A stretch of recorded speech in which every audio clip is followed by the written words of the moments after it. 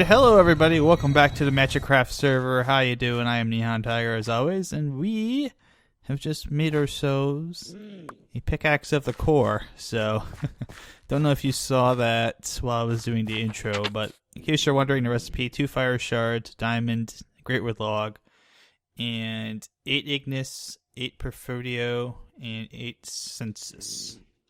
Really easy to do. We'll need this for our next episode anyways, but what this does is, if I can open this back up, since we can't really show it off, when you mine ore blocks, there's a chance it'll give you will mine a cluster instead, and if clusters are much easier to process and produce to double the normal amount of metal when smelted. So, if we can hop down here real quick, I'm going to collect my jars as well. So we can hop down here, and I'll go... First and foremost, let's go down and take a look at the Thaumcraft clusters that we have, so I can kind of show you what we're looking for. Pop out of the clusters here. Alright, come on. I hate this thing. I don't know why I made it like this, but it's my own fault. Okay, so if I come down here, open up this one, I think. Chest this one, maybe. Which one of the chests is the one? Oh yeah, the clusters right here. These native cinnabar clusters, copper clusters, gold clusters, lead, iron. These are things that you get out of the treasure bags as well, and from your trades with your packs. But those are what they can produce. Now, I do like going up at least. So while we're up here, we'll go ahead and put back all of our wonderful things. So that's my empty water jar. It's got no more perfodio in it. Put that one back, and I think I flopped things around, but take a look at things. I've made some initial adjustments to the alembic room up here. I've temporarily moved these alchemical furnaces and the alembics out here on the walls. I don't know if I like that so much because it's more of a pain in the butt. So I might move them back to where they were, just because it's also more of a reach to get to the thaumatorium. But everything else is alright. You can see I've already got 2 layers of the abyssal blocks up here for shelving. And in place of these, if I move these back here, I'll probably put my potions and stuff, just kind of stack them up to maybe there, and then the top layer will just be more jars. So my goal is to get 1 of every type of jar in this room somewhere, just to have it all here and all stored and ready to go. If I want to have mirrors, I can pipe it through the mirrors up to the infusion altar up there. But we also need to, let me see if I can, there we go, nice and easy. But we also need to come up here and let's click, I think, on this arcane work table. Yes, put our wand in here, and we can go ahead and grab, actually, you know what, I don't have my material on. Oh, I want to put this one back on, actually. That's more of a discount. So, like I mentioned before, the Thaumacetic Harness does give a discount. I've enchanted both the Goggles of Revealing and the Thaumacetic Harness since the last time we've talked. Just got some protection, haste on breaking on it, but that V discount, air 5%, is actually beneficial here, because we're going to make a bow of bone, and it's out of 3 string, a entropy shard, and 3 bones. And what this bad boy will do, in case you haven't read the entry on it, you've discovered a way of crafting a bow from bone and infusing it with entropic energy. The resulting weapon is capable of firing much faster than a normal bow, and arrows launched from it travel faster and hit harder. Plus, you can actually use these primal arrows. I think you can use them with regular bows too, but it makes more sense to use them with the bone bow, since you get the little bonus. And then, of course, primal arrows can be picked up from the ground, so they're 1 use only. And the Infinity enchantment has only a 1 in 3 chance of preventing a primal arrow from being consumed. And a recipe, you can only make them in stacks of 8 as well, just with your normal arcane workbench. So, one of the cool things I noticed, and I forgot this about the thaumatorium as well, and I want to mention this real quick, is I've made a few things in here already. Oh, and I can take out that iron ingot, or we can put it back in there. But what's cool is that it seems to remember kind of recipes that you used recently with it. So we can just kind of cycle up and down here. No, I can't do that anymore.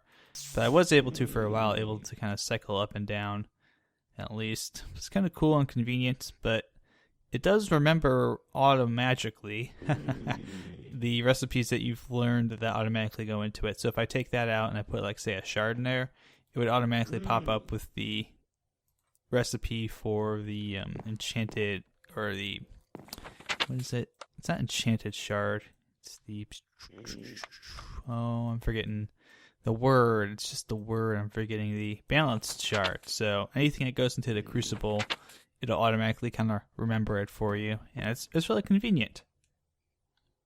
So what were we going to do today? We were going to do, oh yeah, that's right. I have this thing in my inventory. Before I forget, I had this thing in my inventory that I wanted to talk about today, because finally, we're going to be stepping outside of Thaumcraft for just a little bit here and starting to learn about Railcraft. Now, real quickly, maybe I'll get a screenshot of this, but when I was streaming, let's say about, let me get a couple buckets here. Take 3 of those. Oh, 3, not 2.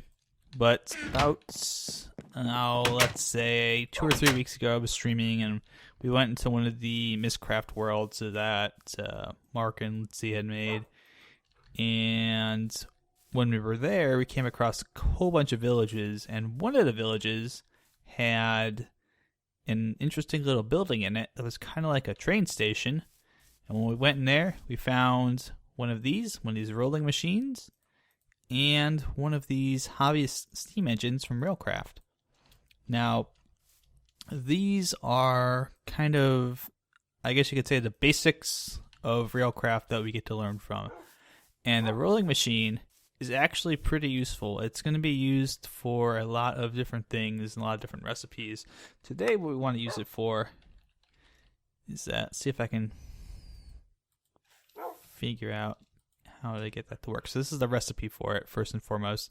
It's a crafting table, 4 iron ingots, and 4 pistons. And then let's see if the hobbyist steel machine, the hobbyist steam engine is on here. Produces 20 RF per tick, uses 10 millibuckets of steam per, or microbuckets of steam per tick. And then you get it from gold coins or gold nuggets. So gold coins have a use now. Glass, gold plate gear, and piston. The gold plate gear is just a tin gear bushing with 4 gold nuggets or gold coins around it. And then tin ingots are from Railcraft. You'll have to find the tin ore. Oh, and came back. So I am always a little leery with some of the Railcraft stuff, just because the engines can overheat and explode, from what I recall everyone briefly talking about. And I don't necessarily want to have this blow up right here, but I want to go ahead and put the engine like so. For those of you that have ever used an engine of any sort with any sort of technical mod pack, your engines are always connected like so to a source that you want to power, be it a conduit or some other machine. However you want to, whatever you want to power, you need to have it connected like so. So if I went ahead and did this, oh, okay, it automatically does that. That's nice. That automatically connects like that. But if, oh, here's zombie. Hi. But, you know, if it was facing the other way, it would not power this rolling machine. It would power whatever was above it, which in this case would be nothing. But it's nice that that automatically connected up like so. So what we're going to do is take a look first at the rolling machine interface, which is crafting table. And then got this here, and this is the output box. And I guess this is our power, and this is our, so it's recipes. I guess that's what we use to select what we want to make, and that's our progress bar. Now, this RF here is just how much energy is in the system at the moment. If it's receiving power, this will kind of start to fill up a little bit if it's not in use. And if it's in use, you'll actually see the numbers kind of go probably up and down. So let's take a look at the hobbyist steam engine. We have temperature here, so steam, temperature, that's our source of whatever we're going to use to burn, so our fuel. That's another bit of energy. I guess that's the energy that we have generated from that. Water. And to do that, we need to have water that goes in here. You can see the hobbyist steam engine holds up to 4,000 microbuckets, or 4 buckets of water. So in a normal mod pack, what we would do is we'd probably set up like an aqueous accumulator and some liquid ducts to kind of keep that powered and full of water to keep it from overheating and blowing up.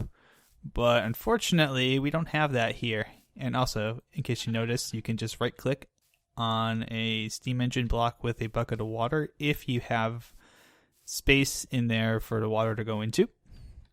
Saves you from having to go into the interface. So I want to grab some coal here real quick. Oh, I got an iron ingot. Nice. We'll need that actually. We'll actually need some more iron ingots. Quite a few. Let's go ahead and throw those down there. Now, the rolling machine is used to make a whole bunch of different items. I think it's used to make like railroad ties and whatnot for... We could use creosote, I don't know. We'll try that as a fuel. We can also try some coal. So we have a couple options here. I think creosote's... if I remember right, that's a fuel that goes with the steam engine. So let's go ahead and start with the coal. We'll pop that in there. Yeah. Oh, we need a redstone signal, I believe. Turn it on. That would make sense. That would make a lot of sense, wouldn't it, Nihon? You dummy. So let me see if I can make a real quick lever here. I thought I had a lever somewhere. Wooded things, right? Yeah, I made some extra levers for something. So should have to power it on here. You could probably just do that. Ah, there we go. Yes, so you can see it's burning the coal that's in there. It's generating heat, and that heat will flash the water into steam, and that steam will eventually be converted into RF. So this takes a while. While we wait for this, I'm gonna go ahead and fight some zombies and go check out the rolling machine info real quick because oh, it's actually going right now. There you go. It's making a little sound. So it's generating steam. And it's heating up. And it's starting to generate RF. Am I actually getting experience from this? Oh, no, that's from the zombie. I'm like, that would be weird. Oh, there's more zombies here. So I got to be careful with this and watch the temperature. That's a very important thing. Because if it overheats, it'll blow up. You know, like an actual steam boiler would do. Or anything that's steam powered. They're very volatile. They rely a lot on heat and pressure. You can see it's using a little bits of water here and there. It's actually also going pretty slowly. Oh, warp zombie. Ooh. You're going to drop something for me. Thank you. Take that lovely common treasure. I got some gold coins out of it. Okay. Nice. Redstone even too. Ooh. I'll accept that. So it's definitely building up steam. It doesn't seem like it takes a lot to power it, but we've got 2200 RF. Let's go ahead. I know we're going to make some rebar. So go ahead and click on that to craft it. And we need this for our next step in our crafting process. Oh, I actually took up quite a bit of energy. Wow. So rebar is a very intensive process. It probably takes this entire bar being filled up to make rebar. But it's 3 iron ingots like this, and the rebar is actually going to be something that we're going to use real quick here to craft something. And you can see it's generating RF. Rate of about 12 or 13 RF per tick.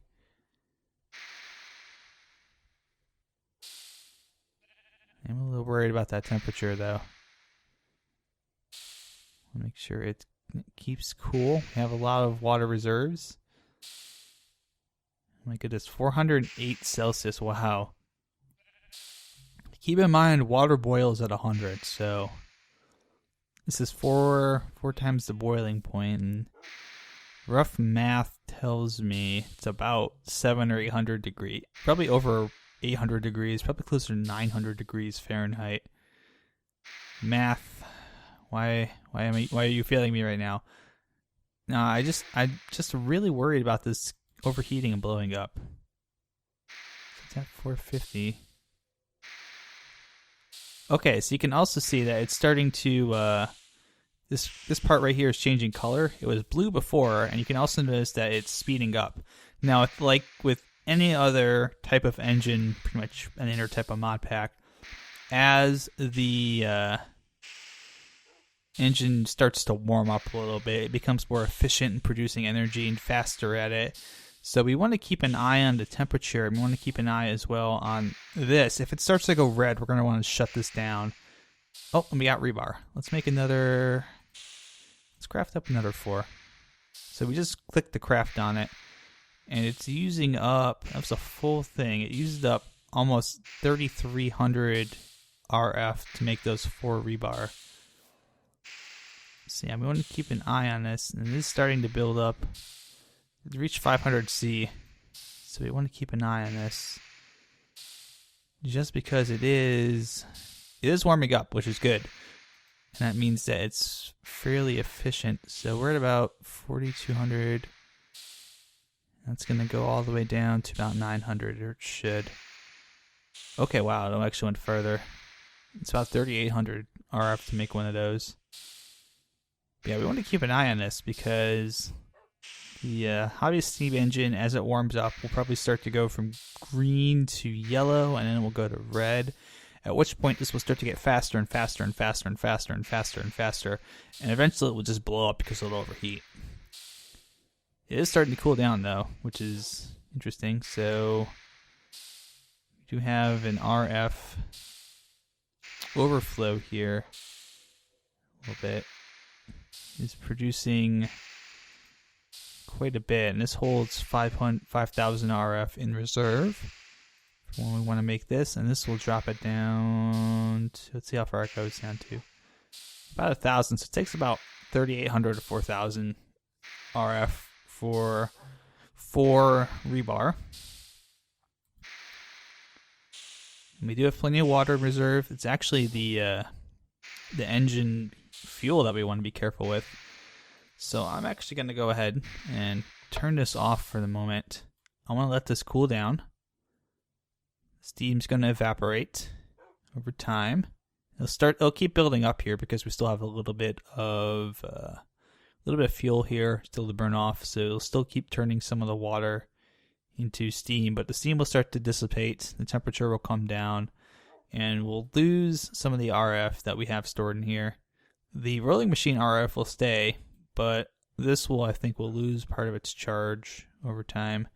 And if you also notice, all this RF that's here is not flowing into the machine. It's still staying at a stationary 4640. Yeah, this will eventually cool down, and this will go from being green to blue again. And then we'll have to repeat the process in the future if we want to make more rebar.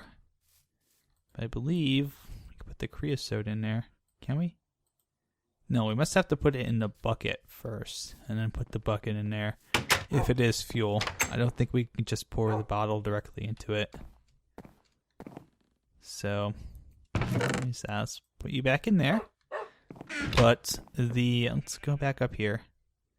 Let's go back up here because we're going to make something with all this rebar. I made it for a reason. And my crafting tables are now all up in this kind of this study area. So we'll go ahead and take our, now there's sticks, but we want to make our rebar here, I think in this shape. We'll do 4 of those. 2, 3, 4. And then 1, 2, 3, 4, 5. And it's 8. 8 of this block, which is block of concrete. So it's rebar plus steel. Steel is in the X shape, and then you fill in the rest with the rebar. 3, 3, 3, 2, 3, 3, 2, 3. And there we go. So now we have 32 blocks of concrete. And of course, like any other block, you can go ahead and make slabs. You can make stairs out of it. It's basically just another type of building block that Railcraft adds. And the reason that we're making concrete, the reason that I wanted to start making concrete is, and also to learn how to use the machine. It's very basic level here with the hobbyist steam engine and the rolling machine, and getting used to that is because, let's get up here. I want to show you guys something. We're going to need a lot of concrete, so I'm going to need a lot of stone and a lot of rebar, so this is very important that I learn how to do this. But we'll come on over here to Mage Haven. See my lovely road. Still not finished, not quite finished all the way yet. There you go. I love that this little gate thing I made. I'm gonna have to work on that some more. Maybe in my next stream we'll work on it. Which, if this is coming out on Tuesday, it should be a little bit later tonight. I should be streaming Magicraft at twitch.tv/NihonTiger for those of you who are interested. It's going to be kind of my new Tuesday night stream. Now TFC Tuesday is gone for now, so I'm moving Magicraft from Fridays to Tuesdays. And then I got to figure out what I want to do on Fridays now. Solve one problem, got still a dozen more to do. But if we come on over here, this is a project that I am helping with. And this is going to be our post office. Yeah, as a post office. Let's see if I can scroll out here. This whole thing right here, the big circly thing, post office. Graf and I are working on this. They're going to be working on it. She has done most of the building here. I'm very impressed with it. She's actually going to be working on some designs maybe tomorrow for the floor when we're on here. And got some ideas, or she's got some ideas already for what to do here underneath this boarded glass. And we were working on some ideas for the actual post office boxes. This is her idea, and this one's mine. So hers is basically, each one of these would have to be an individual kind of post box, so you couldn't really stack them one on top of the other. Mine is a little bit deeper into the wall, but the idea for what I was thinking was that it's easily stackable. So if you go ahead and, well, we kind of both had the same idea. If you go ahead and put something in there, the light lights up to let people know that, hey, you have something in your box. And when you take it out, the light goes off. So hers uses as well a piston, and mine is just basic redstone with a comparator going back to a circuit that spits out to this light. So I don't know which design we're going to use yet. I guess we have options. We have time to figure it out. But there will be kind of a bunch of boxes down there, a bunch of post office boxes. That's one of the things we're going to build first, and some meeting rooms. So we got to get the floor done so we can build off that. And then we're going to have this be like multiple tiers. And it'll have various stairs going up and whatnot. And that's actually what I'll put this right here. That's actually what the concrete's for. It's one of the blocks we're going to be using to build. I think we're going to go with concrete and stone for the stairs, and can do it. Oh, I was thinking doing it in a checkerboard pattern. Might be pretty good. And this is all crazy smelting stuff. We're smelting up tons of bleached clay into bleached bone blocks and bricks and basically everything you could ever need for this thing. We had the awesome idea of building it out of bleached bone brick to make it look like the library over there, because that's what I use for that. And bleached bone clay is incredibly hard to make. Go figure. But it's coming along really nicely, and I'll be working on this on and off as far as projects go. So expect to see a whole lot of this. Maybe not in the next episode. I think we have an idea of what we want to do next time. But in the future, I expect to see a whole lot of this. We're going to be, don't want to fall off. But we're going to be doing a lot of work around here. We'll be doing probably some build episodes where Graf and I are on, we're chatting, and we'll be doing some stream stuff where Graf and I are on and we're chatting and we're building. So I would expect to see a lot of this in the future, and it will take a look at it now, because it will not look the same in the future. And as I go along, I'm going to be doing a lot of the exterior detailing work like I did with the library. So I will be taking care of a lot of this outside look to it. I've already done a tiny little bit of work down here with the this pathway. I removed a bunch of lily pads that were down here and made this path so it kind of goes along the side. But yeah, this is going to be a big project we're going to be working on for a while. So for now, I will bid you all a fair adieu. Or adieu, I guess I should say more properly. Sound like I'm speaking actual French. But as always, my friends, thank you for watching. I really appreciate it. And stay magic, my friends. Stay magic.